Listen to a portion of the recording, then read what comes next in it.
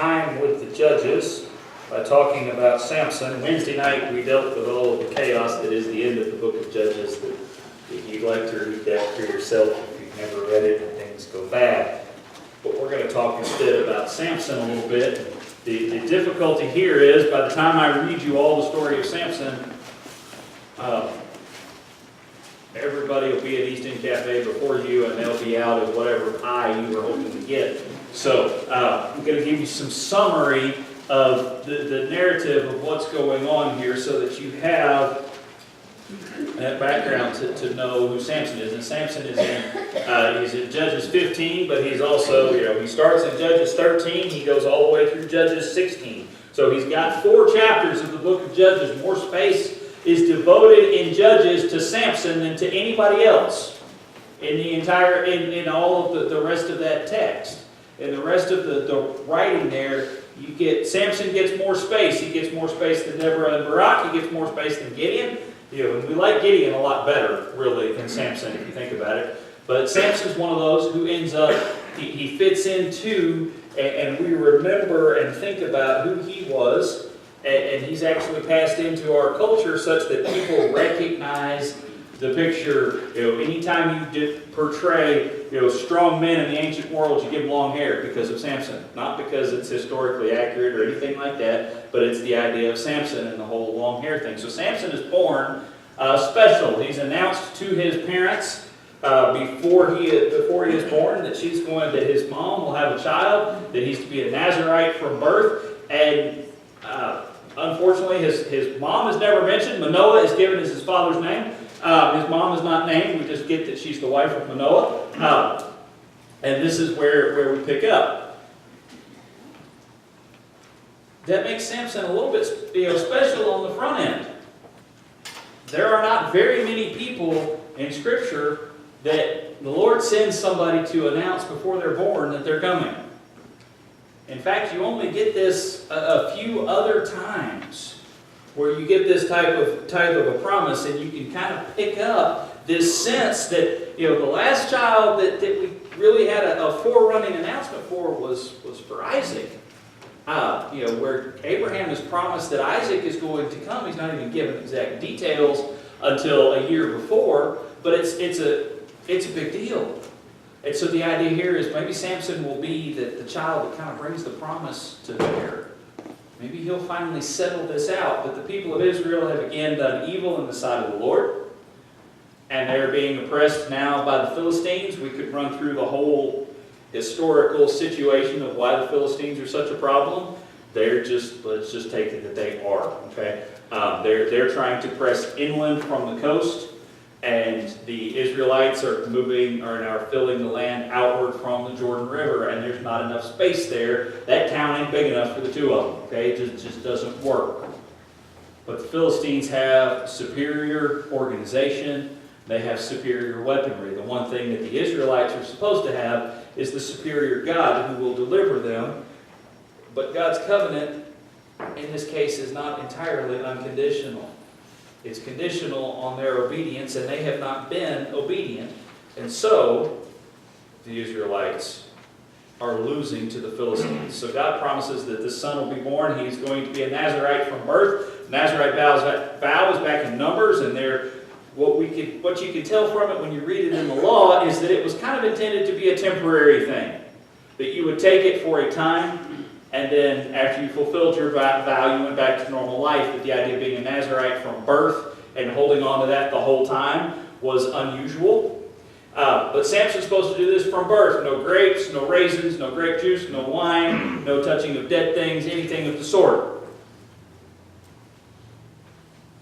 And then when you read his story, what happens with him, he doesn't do a good job of keeping any of those. Now, there's no, it doesn't say that he ate a bowl of raisin bran or anything like that, but we see him drinking.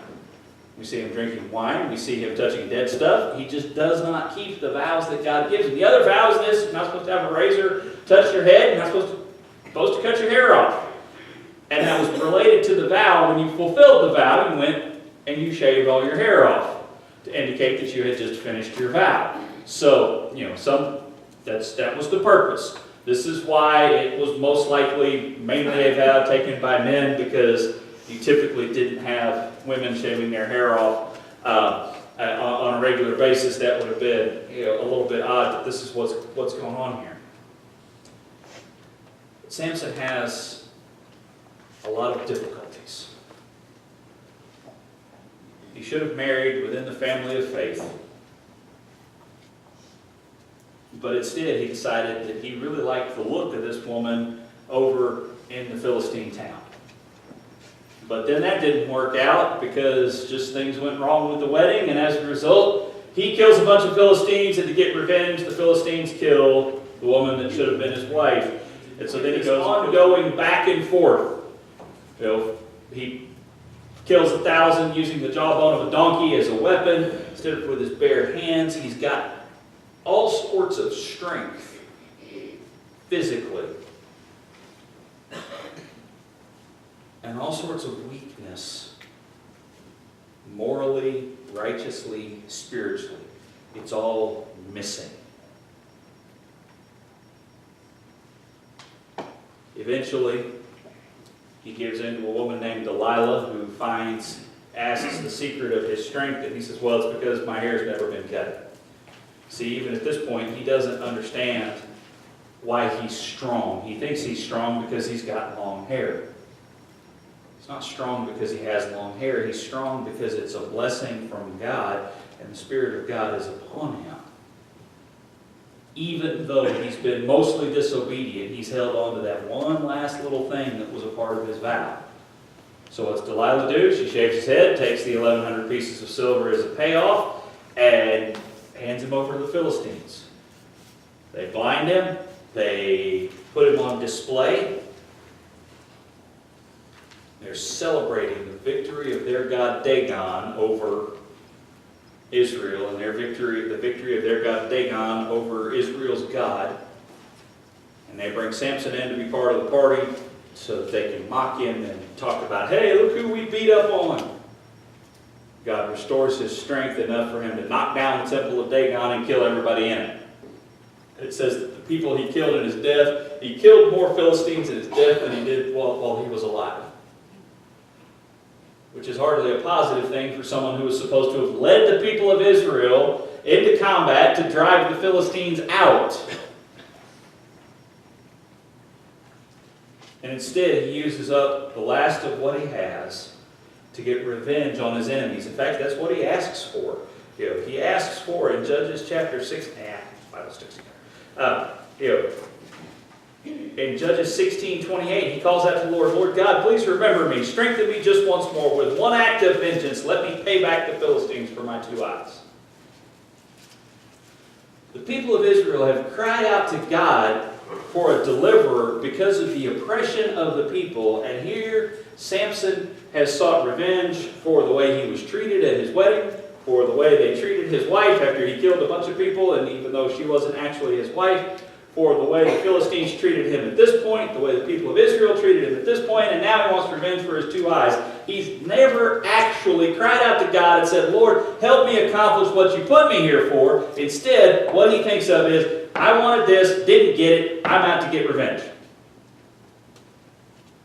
And so he gets his vengeance, destroys those people. Of course, the Philistines don't go away from this. They're still around because this is, Goliath is a Philistine. David has to deal with them. Samuel deals with them. In the meantime, all of this goes on. The people of Israel continue to have to contend with the Philistines. And there may be some importance to think about that David comes to the fore later when the Philistines bring a giant, a strong man,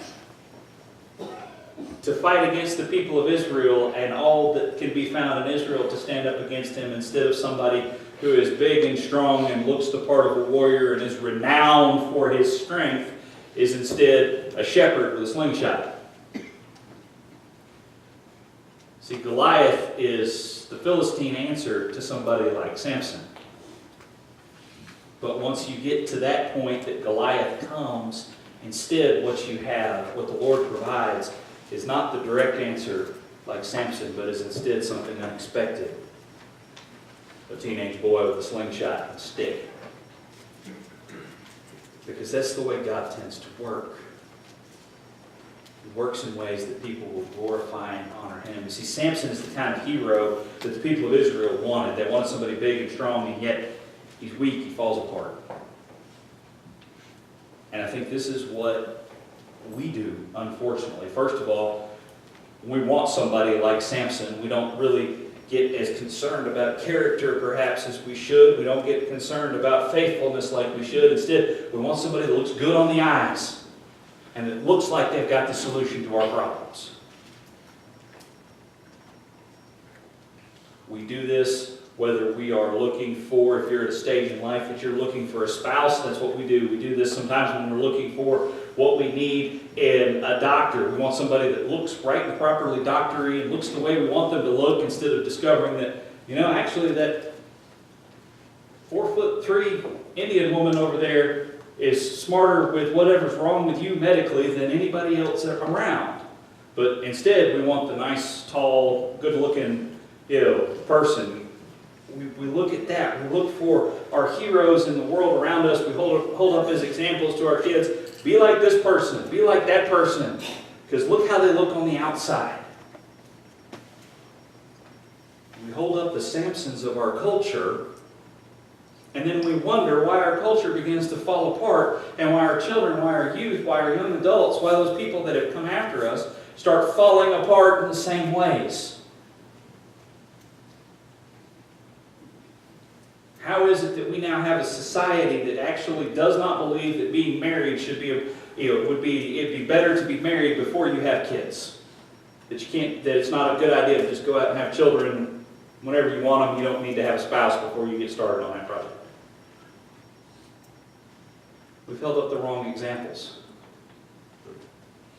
We've celebrated the wrong things through our entertainment, through our television programs. Because you can lecture all you want. In fact, if you'd like the number one predictor from a scientific study, a sociological study of the number one predictor between whether a child will grow up in a house in poverty or a house that has a measure of financial security, not wealth, just enough to know that on Tuesday the kid knows that for sure that they'll be able to eat on Friday. The number one predictor is this: whether they're in a single-parent home due to divorce, or if they're in a stable home with two parents. That is the number one predictor of it. And yet, as a culture, as a society, Americans no longer believe that it's necessary to have two parents in the home. Why? Because all of our television programs tell us the opposite. Because we've celebrated this TV, this lifestyle and that lifestyle by exalting it and bringing it, beaming it straight into our homes and watching it and celebrating it because we grew up on it. Because this TV family didn't have to have a mom and dad. Both. They did fine with just a dad. This TV family did fine with just a mom. And to those of you who are single parenting your way through life, you have your work cut out for you. And as a church, we ought to be there to help you and strengthen that. And we don't want you to ever feel put down. But it's a hard job. There's a reason God designed the human race to need two parents to create a kid. And yet we celebrate the Samsons and say, oh, this is what we ought to be. And then we discover that it starts to fall apart as it goes. Oh, well, this person could do it, and this folks could do it. Never mind that, it takes, you realize that they spend somewhere between 60 and 80 hours in any given week that there's a 30-minute television program on. They spend 60 hours filming it. And then they edit it down to the 24 minutes that you see without commercials. And yet somehow we come to believe that 24 minutes reflects a reality that we want to celebrate. Now, it doesn't work. Those are the things that we celebrate, instead of saying, this is difficult.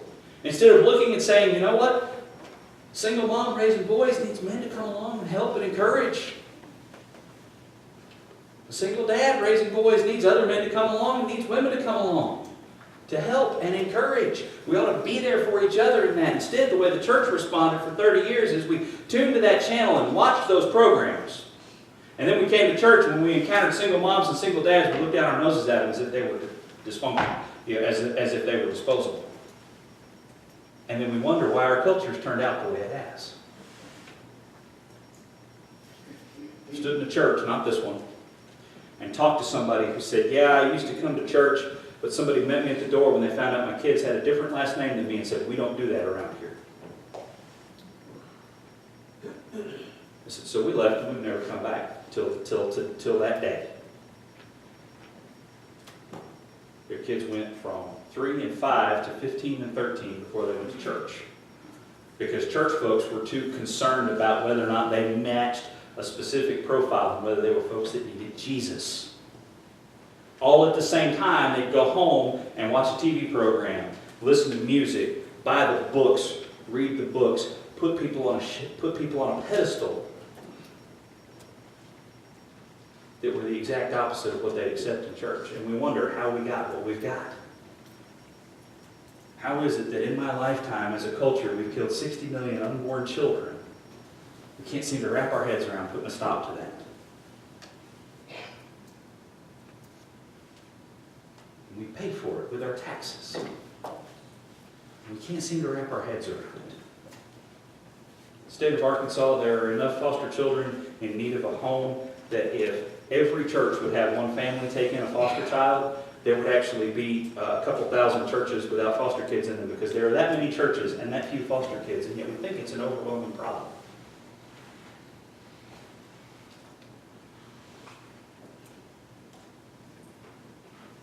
Because we put Samsons on a pedestal. We say, oh, look at this. Look at this. Look at this. Well, but he's great because he can throw a football. She's great because she can do a triple axel toe loop, backflip, whatever. I don't know. I get dizzy watching them people spin around on the ice. You put the Samsons on a pedestal. Still looking for those who are faithful. But even worse than that is the fact that down in, it's not the Samsons we put on the pedestal, it's the Samsons that we become that causes so much difficulty. You see, Samson was born, he had a birthright of a relationship with God, of knowing God well, because not only was he born into the covenant people of God, which should have been a big start in the first place. He should have grown up in a home where he heard the law of God, and he heard the tales of the mighty acts of God, the stories of the things that God had done, from creation to the flood, to the deliverance from Egypt, to the battle of Jericho. All of these things Samson should have known from birth. He should have heard it from here up. He should have known it all.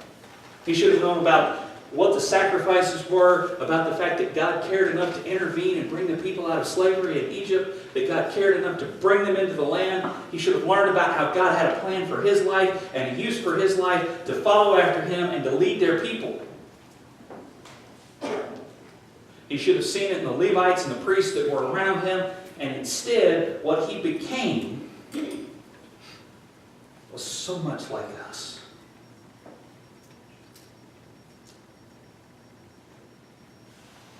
Some of y'all in this room were not raised in church, but a lot of us were. Those of you that were raised in church, I want you to stop and ask yourself a question for a minute. And those of you who are raising your kids in church, I want you to ask yourself this question.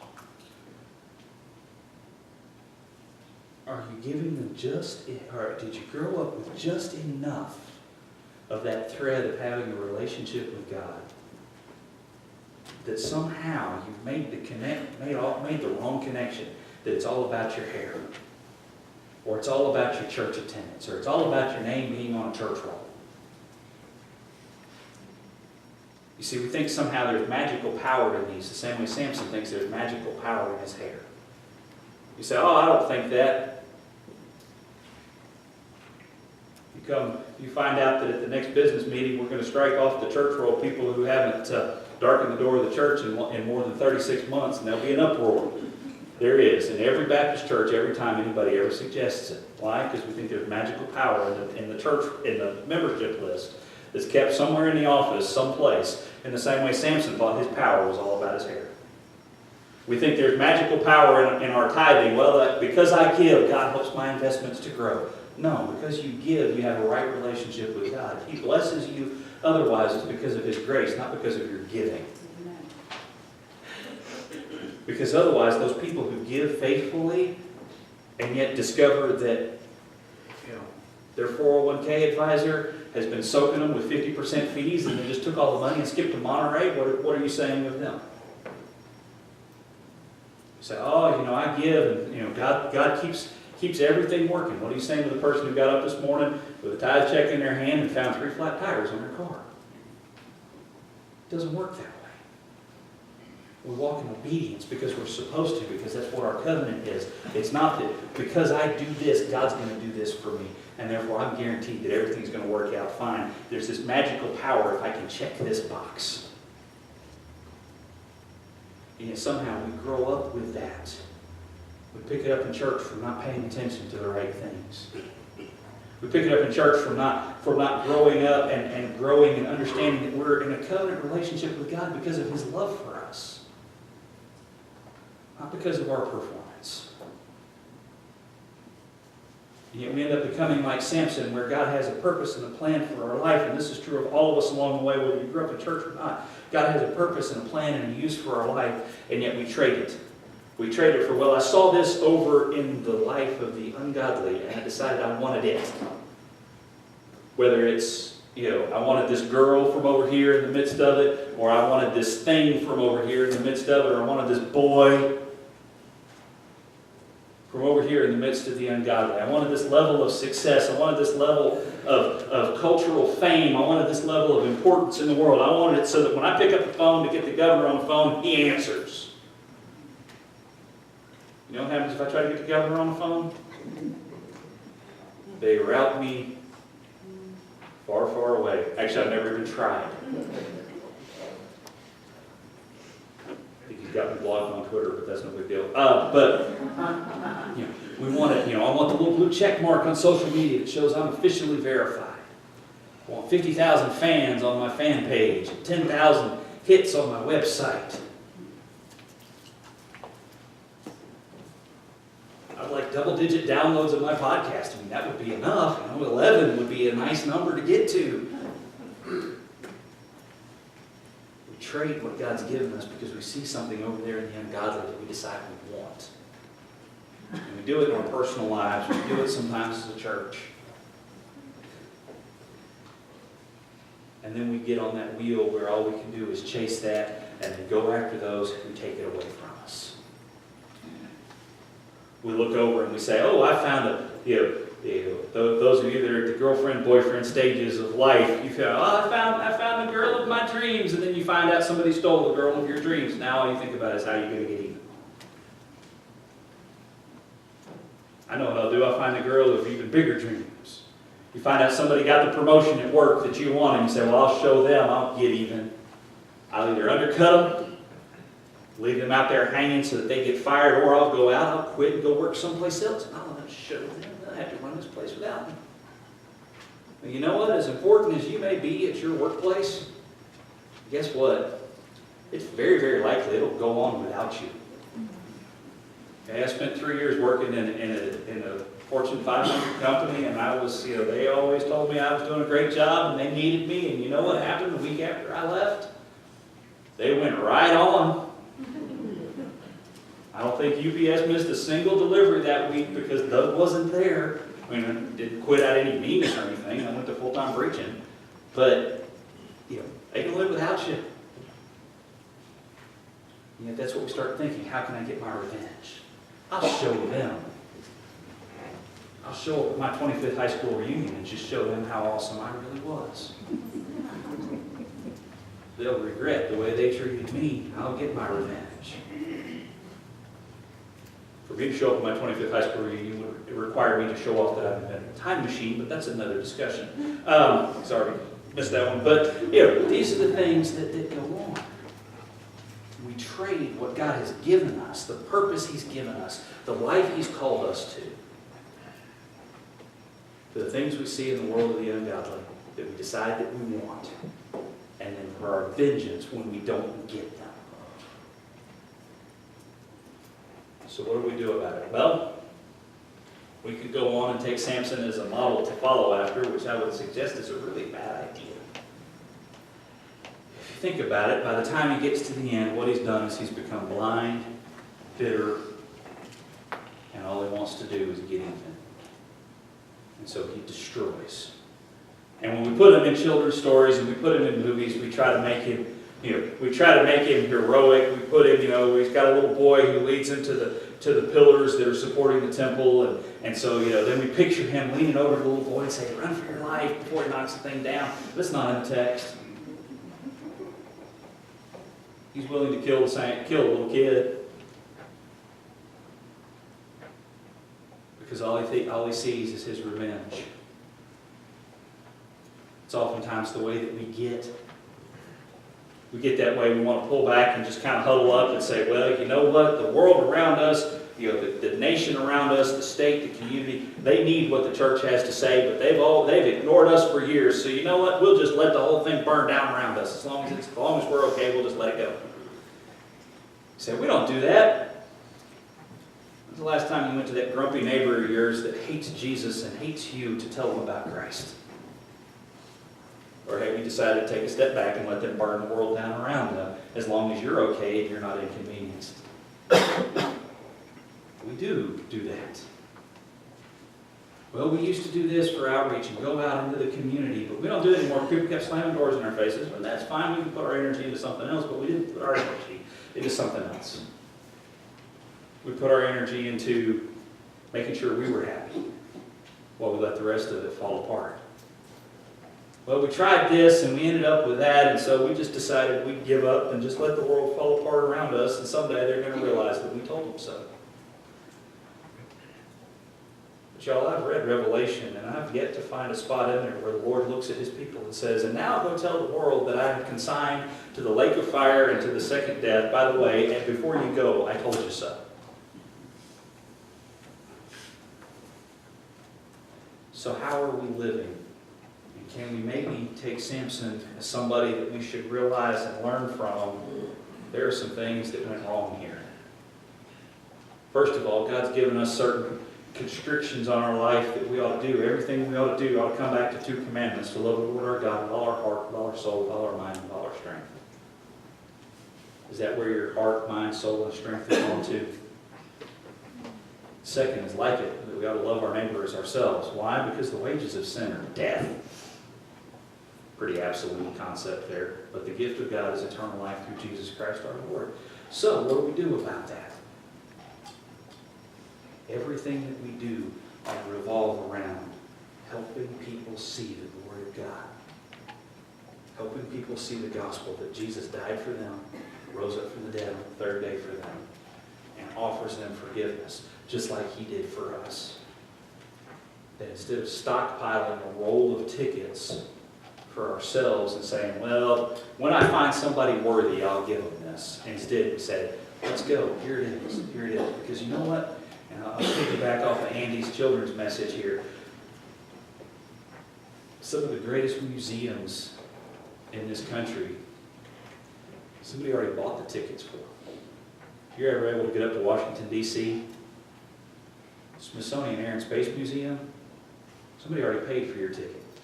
You get to just walk right in. What if the people who had that had said, on second thought, no.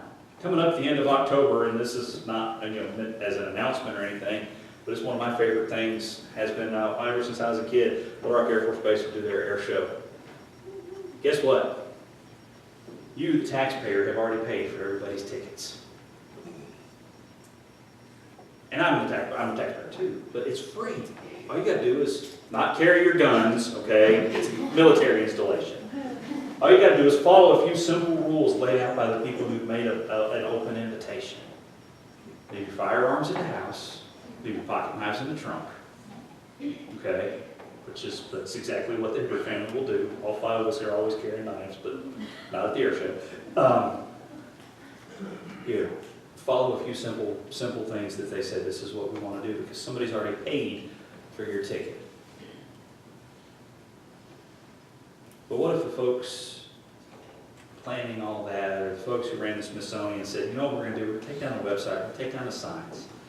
We're going to lock the main doors. We're going to leave one door open around the back. And maybe if somebody blunders across that door, we'll let them in. Here's what we'll do. Instead of having people drive straight up to the gate, park right up close, you get to park right there on the flight line like you're an airplane. It's kind of cool. Instead, what we're going to have you do, you're going to have to park at the Walmart. And then if you can find your way down to the Air Force Base, and then find your way across the base to where the air show is, you can go. We said that's the most ridiculous thing we've ever heard. Well, y'all, eternity in the presence of Christ, in the presence of the love and the grace of God, is going to be a whole lot better than a museum or an air show or anything else you can imagine. We're the ones responsible for the publicity. Which have we done? Have we put up the signs in our life that say, follow me, come this way? Have we put up banners and made sure our social media presence reflects this is what life is about? Or have we locked all the doors and made it where, well, if you happen to blunder across this, you can find your way to an eternity in the love of God? Let's make sure that we're pointing in the right direction and doing what we ought to do.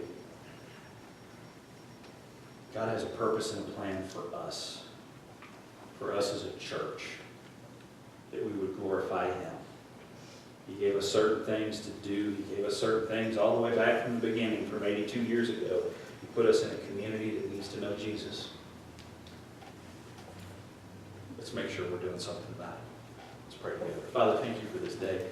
Thank you for your word. Thank you for the opportunity to be here. We pray, Lord, that you will help us glorify you in all that we say and do. It's in Jesus' name we pray. Amen. As we come to the time in our service, we call our time of invitation. Jade's going to come and lead us as we sing. The time of our invitation is for this purpose. Maybe you want to come down here and pray. Maybe you want to come and ask for prayer for something. Maybe you need to ask what it is to have a relationship with Christ. Maybe you need to ask what church membership is really about. Whatever it is, I'll be standing here at the front. I have the microphone off so nobody else will hear us. We'll be able to come and talk and ask for prayer about whatever.